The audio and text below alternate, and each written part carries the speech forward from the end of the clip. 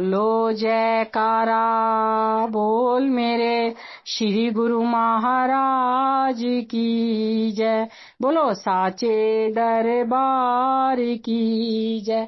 बोलो श्री आनंदपुर वासी भगवान की जय। बोलो नंगली निवासी भगवान की जय। पूना से महात्मा आत्म सुखानंद जी तथा श्री प्रयाग धाम से भाई ध्यान पूर्णानंद जी हर आश्रम पर फोन द्वारा यह पूछने लगे कि कहीं आपको महाप्रभु जी के पहुंचने की सूचना मिली है। श्री आनंदपुर, अशोकनगर, बीना, भोपाल, अहमदनगर, बम्बई, बेंगलोर, यहाँ तक कि काशीपुर सब स्थानों पर फोन द्वारा विहल्लता से पूछताछ करने लगे, परंतु सब जगह से यही उत्तर मिला कि हमें किसी प्रकार की कोई सूचना नहीं मिली। सब आश्रमों पर शरणागत गुरुमुख इस समाचार को सुनकर आश्चर्यचकित हो रहे थे कि यह कैसी परीक्षा ली जा रही है। सब एक दूसरे से फोन पर कह रहे थे कि जहाँ पर भी प्रभु आगमन का शुभ संदेश मिले तो हमें शीघ्र ही सूचना देना।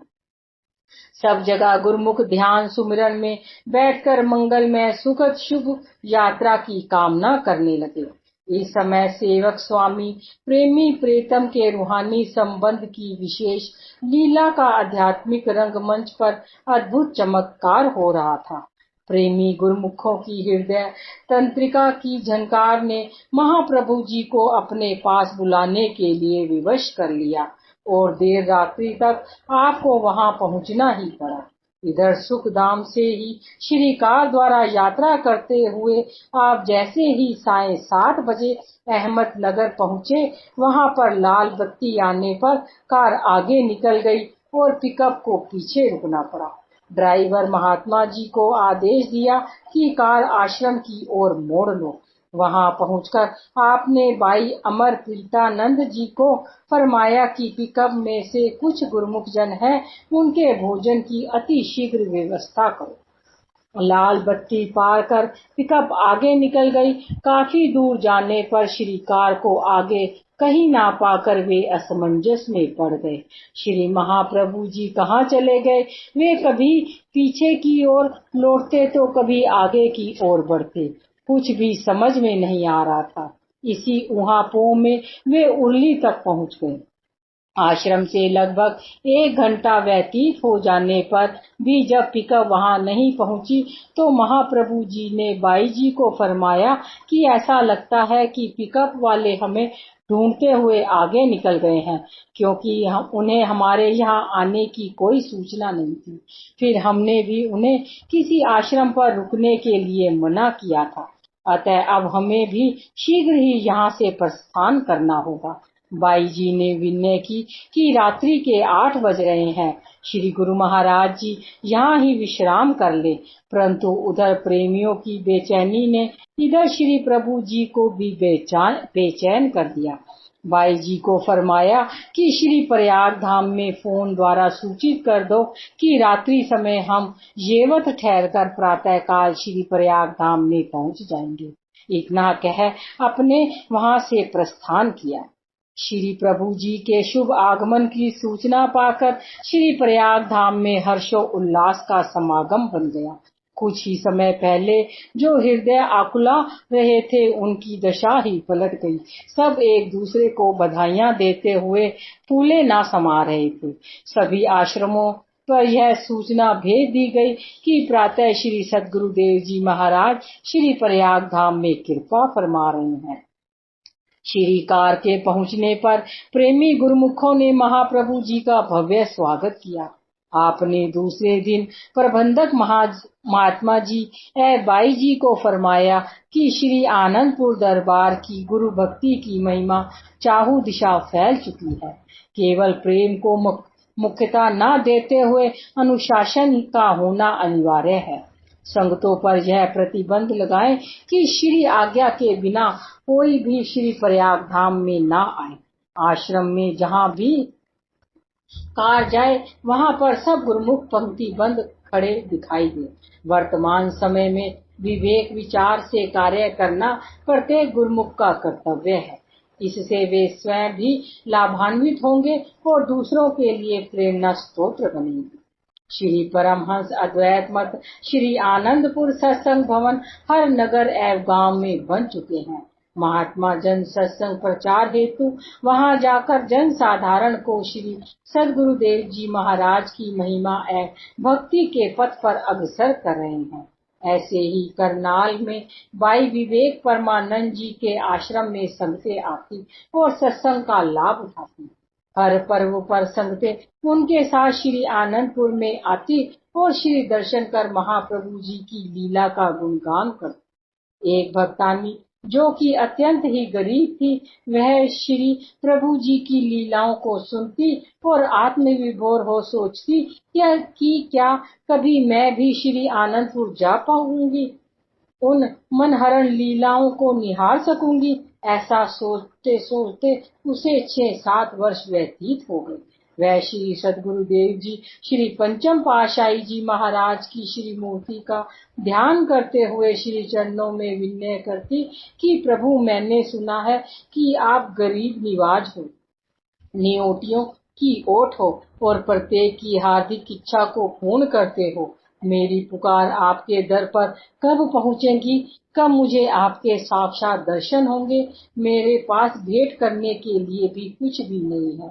उसके पास ना तो ट्रेन का किराया था और ना ही सेवा भेंट के लिए धन राशि।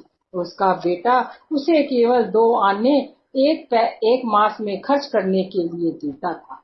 उसमें से वह थोड़ा थोड़ा करके बचाते बचाते केवल 1 रुपया ही जोड़ पाई, जो उसके दुपट्टे की गांठ से बंधा रहता था।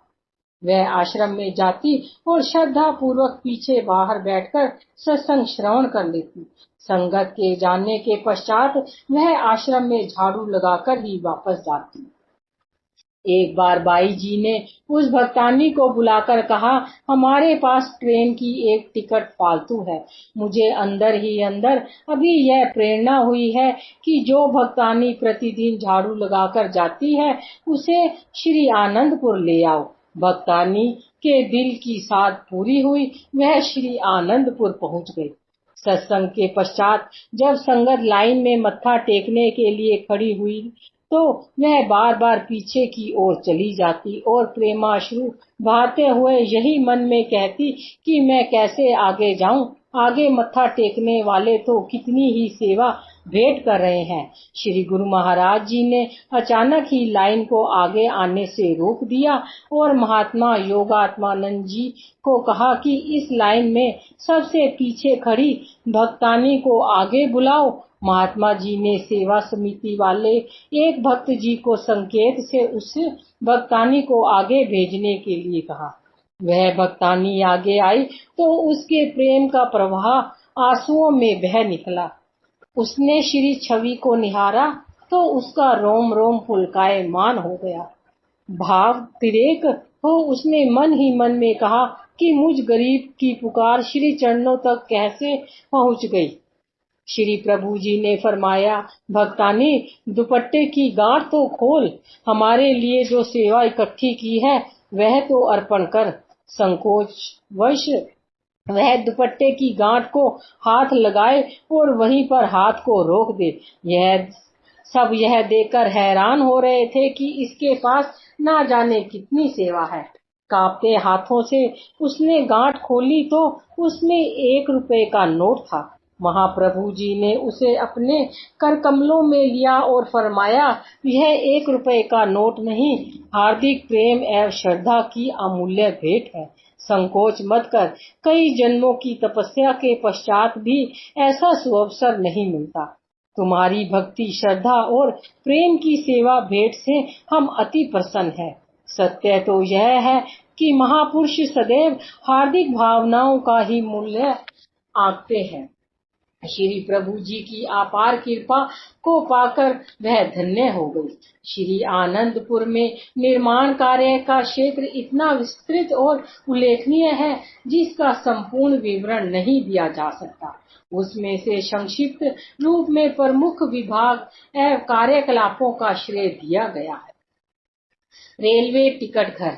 श्री आनंदपुर में मनाए जाने वाले पर्वों पर आई हुई संगत के लिए पहले अशोकनगर से रेलवे टिकट बुकिंग का प्रबंध हुआ करता था, जिससे दर्शनार्थियों को अत्यंत असुविधा होती थी। महाप्रभु जी ने महात्मा शांत पूर्णानंद जी को फरमाया कि रेलवे विभाग के साथ संपर्क जोड़कर और इसके नियम व कानून को पास करवाकर संगतों को रेलवे टिकट की यहाँ पर ही सब सुविधा उपलब्ध कराओ, ताकि संगत को अशोकनगर स्टेशन पर जाकर किसी प्रकार की कठिनाई न हो। यह कार्य सरल तो नहीं है, परंतु श्री आज्ञा को सम्मुख रखकर सहनशील बनकर साहस से इस कार्य को पूर्ण करो। श्री आज्ञा शिरोधार्य कर महात्मा जी ने इसके लिए अत्यंत परिश्रम एवं उत्साह से बड़े अफसरों से मिलकर मजबूरी और जरूरी का परिचय देकर बार बार उनसे अनुरोध कर कुछ समय में ही इस कार्य की स्वीकृति प्राप्त कर ली। उस समय महात्मा विचार रामानंद जी भक्त वेश में साथ थे। उन्होंने अनुभव किया कि गुरु भक्ति पथ पर अड़िग रहने के लिए त्याग, धैर्य, विनम्रता तथा उत्साह की कितनी जरूरत होती है। इसका साक्षात प्रमाण इन्होंने महात्मा जी के जीवन में देखा। श्री आनंदपुर में ही यह सुविधा प्राप्त हो जाने से अब हजारों दर्शनार्थी पर्वों पर इस सुव्यवस्था का लाभ उठा रहे हैं। महात्मा जी ने हजारों की संख्या में दर्शनार्थी संगतों को पर्व के समीप एक ही समय में टिकट बुकिंग करवाने में कठिनाई होने पर श्री चरणों में विनय की। श्री आज्ञा पाकर वैसाखी एवं व्यास पूजा के मुख्य पर्वों पर केवल श्री आनंदपुर के अनुयायियों संगतों के लिए विशेष प्रबंध किया। दिल्ली से अशोकनगर और पुनः वापसी के समय अशोकनगर से दिल्ली के लिए एक स्पेशल ट्रेन का आयोजन करवाया। इसमें आते जाते समय सुरक्षा का पूरा ध्यान रखा जाता। इससे हजारों यात्रियों को श्री आनंदपुर में पहुंचने का सुगम साधन मिल गया है। श्री दरबार की महिमा का गुणगान एवं भक्त एवं भजन कीर्तन का तारतम्य में सभी यात्री प्रसन्नता पूर्वक यात्रा करते हैं। Bus stand. श्री आनंदपुर में पर्वों पर अशोकनगर से संगतें बसों द्वारा बस स्टैंड पर आती जाती थी। ग्वालियर तथा ललितपुर से बसों अथवा टैक्सी द्वारा आने वाले यात्रियों के लिए भी यही एक बस स्टैंड था। यहाँ पर गर्मी की कड़कड़ाती धूप तथा वर्षा आदि में अत्यंत कठिनाई होती थी। इसके लिए उपयुक्त स्थान देकर पहले बने हुए बस स्टैंड के साथ ही 2 अन्य बस स्टैंड का प्रबंध करवाकर इन्हें भव्य रूप देकर पक्का छायादार बना दिया। इस प्रकार यह विभाग भी सेवा कार्य में संलग्न है। आपने थोड़े ही समय में श्री आनंदपुर की रूपरेखा बदल दी। जंगल सी दिखाई देने वाली धरती पर संगतों व स्थायी निवासी गुरमुखों के रहने के लिए आधुनिक तकनीक से बने अनेक भवनों का निर्माण करवाया। आवास स्थान की पूर्ति हेतु बस स्टैंड के पीछे वाली जगह पर आलोक विहार और विवेक विहार जैसी भव्य बिल्डिंगें बना दी। यहाँ बड़ी बड़ी कैंटीनों का निर्माण कर संगतों के लिए हर सुविधा सुलभ कर दी। शांति नगर के पीछे विशाल नगर और प्रेम नगर की अनेक बिल्डिंगों का निर्माण कर स्थायी निवासी गुरमुखों के लिए आवास क्षेत्र को कई गुना बढ़ा दिया। श्री आनंदपुर में हर प्रकार की आवश्यकता को दृष्टिगत रखते हुए आपने पूर्ण रूपेण निर्माण करवाया, परमार्थ पथ को उन्नतशील बनाया। अन्य भक्ति। घट परिचय सेवा करे, प्रतिशी देखे दे, अविनाशी दर्शन करे, दादूपुरी से। संत दद्दू दयाल जी का वर्णन करते हैं कि श्री सद्गुरुदेव के ध्यान और नाम सुमिरन में जिसने अपने मन को लीन करके अंतरात्मा का साक्षात्कार कर लिया है, तन मन धन से सर्वस्व समर्पण कर गुरु सेवा की कमाई की, वह अपने इष्ट देव की प्रसन्नता को प्राप्त कर लेता है। उसी की सेवा पूर्ण और सफल है। उसे ही निराकार परमात्मा के दर्शन होते हैं, अर्थात साकार और निराकार रूप अभिन्न बन जाते हैं। गुरु भक्ति पथ पर अडिग पग रखकर जीवन पर्यंत एक रस प्रेम श्रद्धा से परिपूर्ण रहना ही अन्य भक्ति का स्वरूप है। ऐसे अन्य सेवक संत महात्मा गुरु भक्त अध्यात्म के इतिहास में अंकित हो जाते हैं। यहाँ पर कुछ एक का ही विवरण दिया गया है। नंबर 1, दिवाकर अपनी प्रखर किरणों के तेज से दिन में जगमगाता है। चंद्रमा रजत चांदनी बिखेरता हुआ रात्रि को जगमगाता है। एक साधक के अंतर्मानस की तेजस्वी आभा उसके हर रोम रोम से छिटकने लगती है। जब वह साधना में रत होता है, परंतु महापुरुष दिन रात पल प्रतिपल एक दिव्य अलौकिक नूर के प्रकाश से जगमगाते रहते हैं, जिसे उसके ज्योतिमय मुखमंडल को निहारने का सौभाग्य मिल जाता है। जो अपने ध्यान को उस स्वरूप में एकाग्र कर लेता है, उसका जीवन भी आलोकित हो जगमगा उठता है। ऐसे ही सौभाग्यशाली व अति विशेष रूहों में से एक थे महात्मा दर्शन अलखानंद जी, जिनका सारा जीवन गुरु भक्ति का एक जीवन उदाहरण रहा। बचपन से ही गंभीर प्रकृति के होने के कारण खेल कूद व अन्य क्रीड़ाओं में कोई रुचि न थी। अपनी ही मस्ती में सदा भजन और गुरु ध्यान में लीन रहते। हृदय की तार सदैव अपने इष्ट देव के चरणों से जुड़ी रहती और हित चित्त से सेवा में संलग्न रहते। इनका समूचा परिवार भक्ति भाव के विचारों से पूर्ण था और श्री सद्गुरुदेव जी महाराज श्री द्वितीय पातशाही जी के समय शरणागत हो गया। श्री प्रभु जी ने इनके पूर्वले संस्कारों को जानते हुए इन्हें बहुत छोटी उम्र में ही साधु वेश प्रदान करके अपना निजी सेवादार बना लिया। श्री तृतीय पातशाही जी महाराज और श्री चतुर्थ पातशाही जी महाराज के समय में भी श्री चरणों में रहकर एक रस पूर्ण निष्ठा से सर्वदा श्री आज्ञा में तल्लीन रहते। इन्हें मान सम्मान पाने का लेश मात्र भी इच्छा नहीं होती थी। केवल प्रभु चरणों की समीपता में सदा तत्पर रहना ही मुख्य लक्ष्य था। सत्यता, सादगी, संयम, सहनशीलता ये गुण इनके दास थे। श्री परमहंस दाता दयाल जी श्री पंचम पातशाही जी महाराज के श्री चरणों में इनका ऐसा अलौकिक प्रेम एवं अनुराग था कि वे संगतों को दर्शन देने के से पूर्व सर्वप्रथम महात्मा जी को पास बुलाते, आशीर्वाद देकर फरमाते, महात्मा जी आपको देखे बिना हम कार्य आरंभ ही नहीं कर पाते। एक बार का वृत्तांत है कि महात्मा जी का स्वास्थ्य कुछ ठीक न था और उन्हें उपचार हेतु कुछ दिन के लिए सुखपुर अस्पताल में भर्ती होना था। जैसे ही श्री चरणों में विनय हुई, महाप्रभु जी तुरंत उनके कक्ष की ओर चल दिए। महात्मा जी अस्वस्थ होने के कारण चारपाई पर लेटे हुए थे। श्री सद्गुरुदेव जी महाराज उनके निकट ही कुर्सी पर विराजमान हो गए।